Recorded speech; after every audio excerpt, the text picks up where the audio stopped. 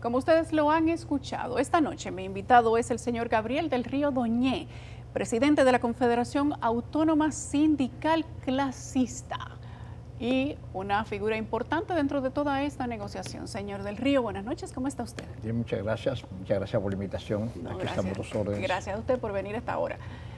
¿Cómo se dio la negociación para llegar al monto fijado del 19% en los salarios? Se había hablado de un monto mayor, pero comenzando a partir del mes de junio.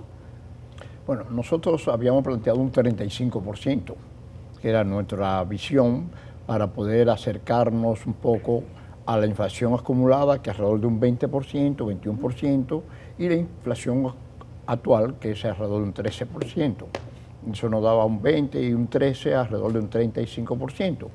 Y iniciamos un proceso teniendo en cuenta dos aspectos importantes. Primero, Pedro Brache, nuestro amigo Pedro Brache, presidente de RICA, cuando era presidente con él, dijo hay que aumentar los salarios. O sea, había una conciencia en el sector empleador de que la inflación, el costo de la vida se había avanzado demasiado y que había que buscar una solución para satisfacer mínimamente el poder de compra del trabajador. Y por otro lado, el presidente de la República, que insistía que había que hacer un aumento salarial por encima de lo que era la inflación actual. Estamos hablando de la inflación actual de un 13%. Entonces ya había, en el sector empresariado había una conciencia de que había que mejorar y el sector gobierno, aunque está pendiente del aumento del salario del sector gobierno, que le hemos pedido en varias ocasiones al señor presidente que hay que mejorar, él como empleador más grande del país, que son alrededor de 700.000 empleados públicos, había que mejorar todo lo que son los salarios mínimos y también las pensiones de los trabajadores que están pensionados con 10.000 pesos. Él llegó a hacer algo importante, eran 8 y lo llevó a 10, pero aún así 10.000 pesos, tanto como salario mínimo, empleados públicos, como salario mínimo también para las pensiones, sabemos que un poco, o sea, había una conciencia de que había que mejorar los salarios. Ahora bien, comenzamos un proceso. Pedro Brache dijo, déjenlo a la libertad. Y nosotros decíamos, no, amigo Pedro, hay que yo meterlo al Comité Nacional de Salario. Vamos a discutir en el Comité Nacional de Salario para que no sea voluntario, sino que se ajuste a las posibilidades reales del sector empleador, pero que sea algo ya específico, que esté aprobado, digamos así, por las instituciones que mejoran los salarios. Y entramos en ese proceso. ¿Cómo se llega a la negociación del 19%? Bueno, esa fue una discusión amplia. Desde las 10 de la mañana comenzamos a conversar. Por un lado estaba el sector empleador y por otro lado estaba el sector sindical. Y el ministro de Trabajo, Luis, hizo un papel extraordinario. Comenzamos a discutir, digamos, por separado. El ministro llevaba una propuesta, volvía hasta acá, volvía allá, y logramos, ellos propusieron al principio el 13%, que es lo que está, digamos, lo que el Banco Central ha dicho que es la inflación actual. 13%, y nosotros, por supuesto, rechazamos el 13%, seguimos en esa negociación, y finalmente decidimos ya ajustarnos, acercarnos a los dos sectores. Ahí estaban ya todo el sector empleador, estaba CONET, estaba Copardón, estaba la AIR, no sé, la AIR por Pedro Brache, el Copardón estaba la presidenta y el secretario ejecutivo, y el CONET, que estaba, habían 3 personas nuevas, digo, en sus cargos, ¿no? Estaba Pedro, estaba Brache, Brache y la compañera presidenta de Copardón. Y entonces iniciamos ya un proceso de diálogo del 13% que era la propuesta original de ellos y del 35% que era la propuesta nuestra, fuimos ajustándola, acoplándola para llegar a ese 19%, que por supuesto el interés fundamental nuestro era avanzar sobre la inflación, y era el interés del presidente. Ya el presidente en su discurso del 27 de febrero dijo bien claro que era importante mejorar los salarios sobre la inflación. Y entonces, teniendo ese criterio del presidente, teniendo el criterio de Pedro Brache que habría que mejorar los salarios, entonces hicimos ese diálogo que demostró algo importante, que sí podemos llegar a acuerdos, que sí podemos conversar. Es un ejemplo importante que hemos dado para el país, para todo el país y para toda nuestra zona está muy convulsionada toda nuestra zona, digamos, del Caribe, Centroamérica, un ejemplo de que sí podemos dialogar y buscar soluciones para mejorar ¿a quiénes? A aquellos trabajadores que realmente producen la riqueza del país. Estamos hablando de que el salario mínimo es un piso y de ahí en adelante el empleador tiene que hacer los ajustes en ese efecto dominó que decimos, ¿verdad? Porque no podemos tener todos los salarios mínimos, hay que hacer los despegues en función de las funciones. Pero no se anunció un aumento general de salario, se anunció un aumento al mínimo. Mínimo. Al mínimo, pero el mínimo exige... Empuja hacia arriba. Empuja hacia arriba. Y entonces, indudablemente que ese empuje hacia arriba es voluntario. Eso es voluntario. Es voluntario, no es obligatorio, pero si hoy usted tiene un trabajador que estaba un poquito sobre el mínimo y usted va a sobrepasar el mínimo sobre ese trabajador que hace una función específica, ese trabajador no va a estar contento. Sí. Entonces es necesario ajustarlo, empuja hacia arriba, y en ese sentido nosotros consideramos que fue un momento importante en estos momentos. No el ideal, era el 35%, pero sí un ajuste importante porque la inflación está a un 13%, estamos acercándonos a la inflación acumulada, o sea que vamos en un proceso que el presidente ha insistido mucho que el trabajador tiene que tener poder adquisitivo real, un salario real que le permita vivir a él y su familia con dignidad. Como decimos nosotros, como personas humanas, como hijos de Dios, es necesario ajustar los salarios. Bueno, vamos en el proceso. El ministro de Trabajo ha planteado con mucha claridad, y le agradecemos mucho al ministro de Trabajo su visión y su desempeño muy activo y muy creativo. El ministro de Trabajo ha planteado un pacto por el salario. ¿Qué significa ese pacto por el salario? Lo que nosotros hemos propuesto en varias ocasiones, que el salario hay que revisarlo anualmente. Teniendo ya un salario básico, cada año, de acuerdo a la inflación, se va ajustando automáticamente. No hay ni siquiera que juntarse el Comité Nacional de Salario, sino que debería haber una ley de ajuste automático, no solamente para el sector público, para el sector privado, sino para el sector público. Y así todos los años subió la inflación un 5, un 6, un 7, automáticamente se van mejorando los salarios para ir dando... ¿Y si baja la inflación, se bajarían los salarios? No, no se bajarían necesariamente, no se bajarían, sino que el trabajador tendría un mayor beneficio. Acuérdate que hay un problema de productividad y las empresas aspiramos y deseamos que siempre ganen dinero, porque la única forma de repartir es ganando. Claro. Entonces nosotros estamos siempre en una actitud positiva que la empresa debe de ganar, y por eso en los pactos colectivos, donde tenemos sindicatos, condiciones de trabajo, se mejoran los salarios grandemente, se mejora la bonificación, se mejora el preaviso, se mejora la cesantía, se mejora, o sea, a través de los pactos colectivos hay otras conquistas más allá de lo que habla el Código de Trabajo. Hay una negociación con el tema de la cesantía. ¿No se habló de ese punto en esta reunión del Consejo o en alguna de las anteriores recientemente? Sobre la cesantía. No se ha hablado. En esas conversaciones no se habló sobre cesantía. Pero hay plan de que se hable de la cesantía. Sí, he hablado mucho sobre la cesantía y es un problema que tenemos histórico, digamos así. El sector empleador quiere quitar la cesantía, eliminarla. Bueno, ellos no, hay distintas versiones. Porque ellos no hablan, no todos hablan de eliminar la cesantía.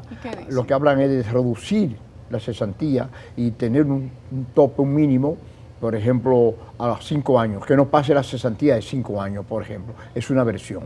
Otra versión del sector que al gobierno en una ocasión era de crear un fondo de cesantía, que no lo pagara el empleador directamente, sino una especie de un banco, si se quiere, para la cesantía. O sea, que cada patrón, en un estudio económico, de proyección económica, se puede decir cuánto va a pagar cada empleador mensualmente a ese fondo de cesantía, y ese fondo de cesantía, cuando un trabajador de cualquier empresa que sea va a ser desahuciado, bueno, el fondo de cesantía lo pagaría de ese fondo. Hay versiones. Nosotros decimos, hasta ahora, manténgase como está. Manténgase la cesantía como está, porque la cesantía es solamente si a ti te despiden. Si a ti te despiden por una causa justificada, no hay cesantía. Si tú renuncias, no hay cesantías. Entonces, la cesantía es especie de un seguro, digámoslo así, que el trabajador, lo único cuando se está en una empresa, lo único que le queda es la cesantía. ¿Por qué? Porque lo que gana el trabajador no es para hacer grandes ahorros. Entonces el ahorro que va acumulando el trabajador es prácticamente la cesantía. Y cuando un trabajador se va después de 10 o 15 años de una empresa por unas razones viables, entonces recibe su dinerito que puede montar un pequeño negocio o puede arreglar su casa, en fin, la cesantía es importante. ¿Hay voluntad dentro del sector sindical de que se negocie el tema de la cesantía? No, nosotros decimos no negociar la cesantía. Y en las discusiones que estamos teniendo sobre el Código de Trabajo actualmente, decimos, la cesantía no la tocamos. Si el Congreso Nacional, estamos discutiendo el Código de Trabajo en el Ministerio de Trabajo, si en los puntos que llegamos a no acuerdo, que va a estar la cesantía, el Congreso Nacional entiende otra cosa, porque en definitiva lo que estamos proponiendo en el Ministerio de Trabajo, las discusiones que tenemos es para llevar al Congreso Nacional. Así es. Si el Congreso Nacional decide otra cosa, que lo decidan ellos, y ellos serán los responsables. Pero mientras tanto nosotros, el sector sindical, mantiene que hay que mantener la cesantía tal como está actualmente. Y el sector empleador, quizás el que tiene más problemas con la cesantía, no son las grandes empresas, porque las grandes empresas calculan al año todo el proceso y meten en sus estudios económicos, en sus proyecciones económicas, meten la cesantía como un costo ya, lo establecen en su presupuesto de las empresas. Generalmente donde tienen más problemas son las pequeñas empresas que a veces no saben administrar correctamente, a veces no dejan los fondos de cesantía y entonces no prevén, y hay momentos que cuando hay un trabajador con dificultades y tiene que irse, entonces no sabe de dónde va a sacar la cesantía porque no ha previsto ese capítulo importante en lo que tiene que ser una programación de una empresa. Entonces ahí hay algunos problemas y aparecen a veces algunos abogados, le decimos pica pleito, ¿no?, que crean problemas y indudablemente provocan que el caso se extienda y muchas veces muchas pequeñas empresas han tenido problemas por no administrar correctamente los fondos de cesantía. ¿Cuántos puntos hay de discusión con los que se estarían consensuando en esta mesa tripartita entre empleadores, gobierno y sindicatos del nuevo Código de Trabajo? Hay muchos ya puntos que se han consensuado y otros puntos que se han puesto, como el cesantía, por ejemplo, que se ha colocado en lo no consensuado. Y entonces, pero hemos avanzado mucho y ahí está el doctor Alburquerque, que es nuestro asesor, que está trabajando en esa labor y hasta ahora vamos bien, lo único que estamos muy lentos, pero a nosotros tampoco nos interesa que vaya rápido. No hay prisa. No hay prisa. Ahora, sí hay un punto para nosotros. No hay prisa para adecuarlo. Bueno, nosotros no tenemos prisa.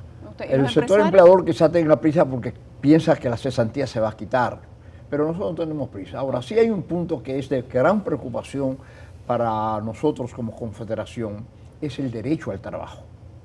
En nuestro país nosotros decimos que no hay verdadero derecho al trabajo. ¿Por qué no hay derecho al trabajo?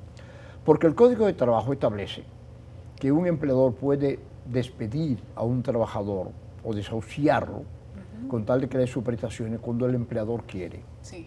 Entonces, cuando un empleador, usted le forma un sindicato, le forma una organización, el empleador inconsciente lo que quiere es desbaratar el sindicato y comienza a despedir al trabajador. ¿Usted cree que es mejor que hayan sindicatos en las empresas dominicanas? ¿Cómo?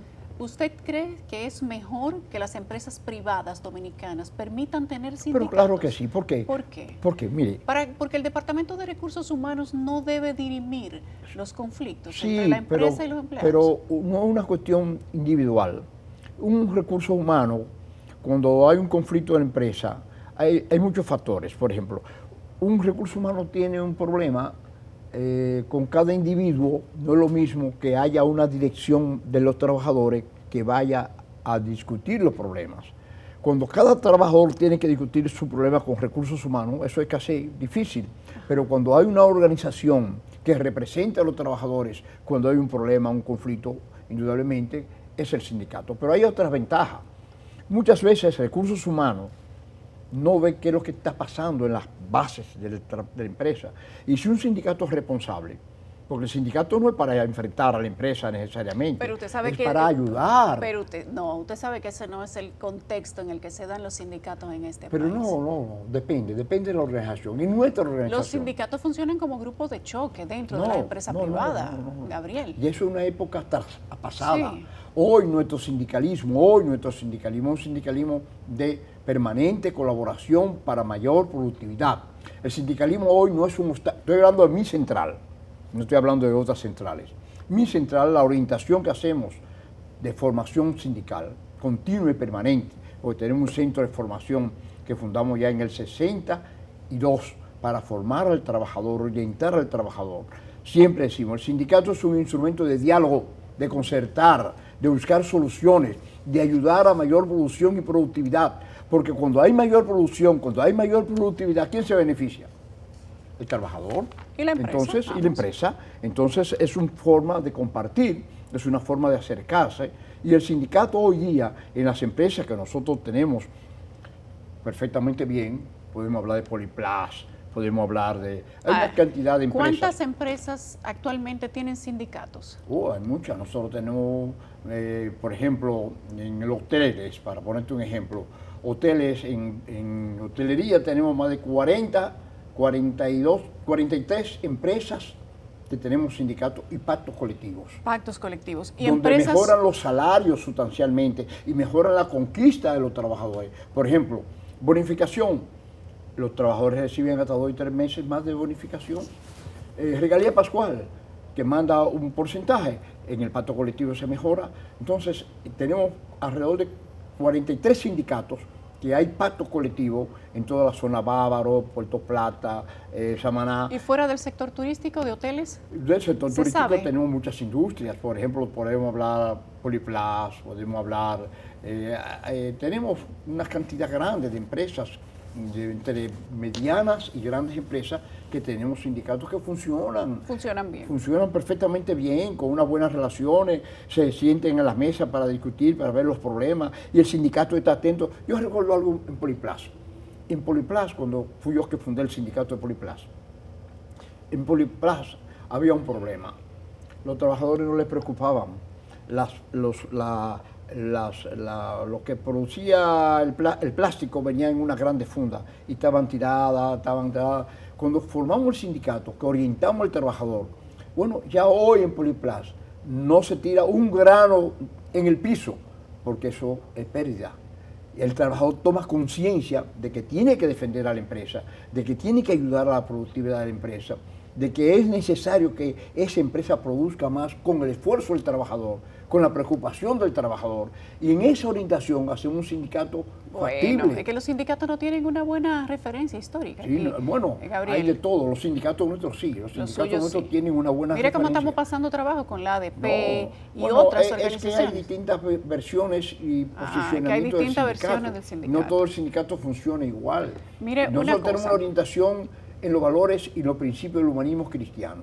Y eso nos da a nosotros una Ustedes son un distinta. sindicato distinto, entonces. No, es el sindicato en el mundo de hoy que tenemos que defender al trabajador, que tenemos que defender a la empresa, no solamente pensar el trabajador, porque si no hay empresa, no hay necesidad de sindicato. Ni hay trabajador. Gabriel, entonces, una pregunta. Para nosotros eso es fundamental. Escuché a Pepe Abreu, a don Rafael Pepe Abreu, amigo de la casa, siempre dispuesto para hablar del tema de los salarios, decir que no estaba de acuerdo con la aprobación del 19% que se había dado para el salario mínimo. Le pregunto a usted, ¿eso no fue consensuado? No, quizá hay una mala interpretación. Hay una mala interpretación. Porque ¿Cómo fue?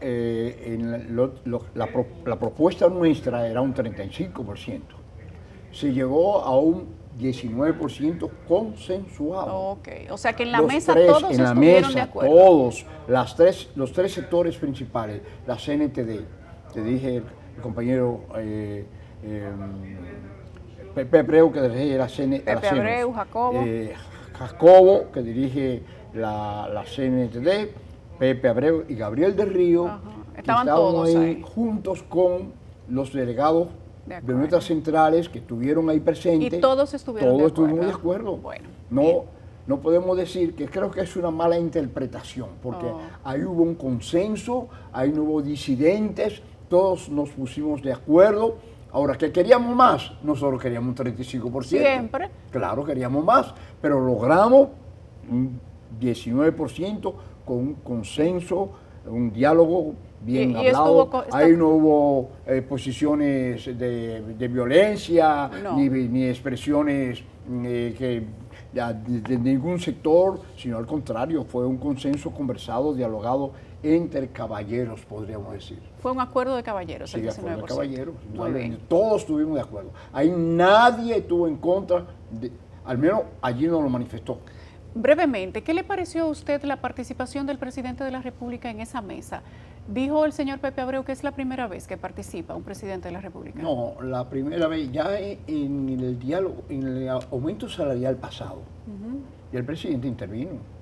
Cuando aumentamos los salarios hace un año y tanto, Salario el presidente público, intervino. sí. ¿No? Intervino. Quizá también es una mala interpretación. Lo que yo diría que el presidente por segunda vez que participa posteriormente, no en la discusión, porque el presidente no participó en la discusión. Okay. Eso fue el Comité Nacional de Salario, primeramente entre los sectores. Después que acordamos los sectores, lo llevamos al Comité gobierno. Nacional de Salario. Okay. Y el Comité Nacional de Salario lo certifica, Muy lo bien. aprueba oficialmente.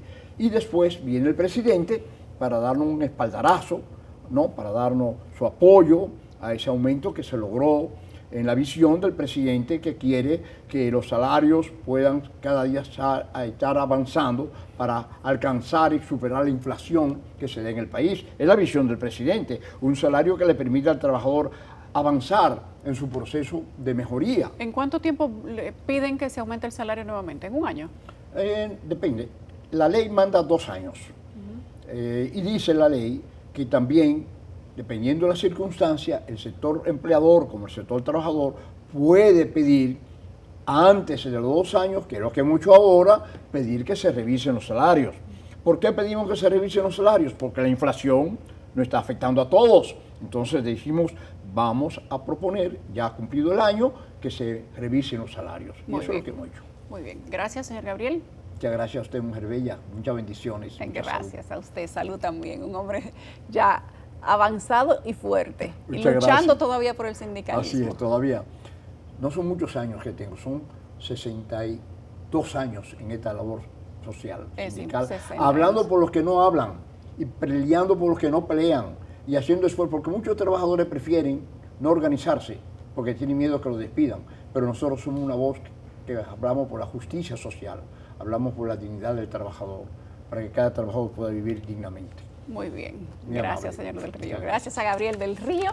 Y luego de nosotros irnos a la pausa, luego de esta conversación sobre los salarios, que dice la gente que no está totalmente conforme, porque eso fue muy poquito, un 19, pero los empresarios se levantaron de esa mesa con un poquito de dolor en el bolsillo. Vamos a ver cómo se marida esa situación en la medida que pasen los meses. Nosotros vamos a una pausa. Al regreso conectamos con nuestra ciudad de Santiago. Allá nos espera Jordi Veras y nos hace un resumen de todo lo ocurrido en la región norte. Ya venimos.